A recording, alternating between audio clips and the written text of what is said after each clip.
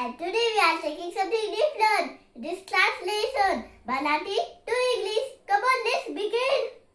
आज हवामान खूप छान आहे. The weather is pleasant today.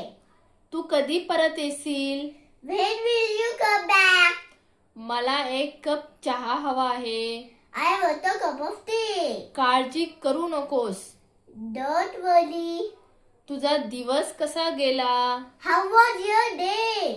आपण उद्या भेटूया. Let's meet tomorrow. सकाळ झाली आहे. It is morning. ते काय करत आहेत? What are they doing? मला मदत करा. Help me. हे खूप सोपे आहे. It is piece of cake. मला खूप भूक लागली. I'm hungry.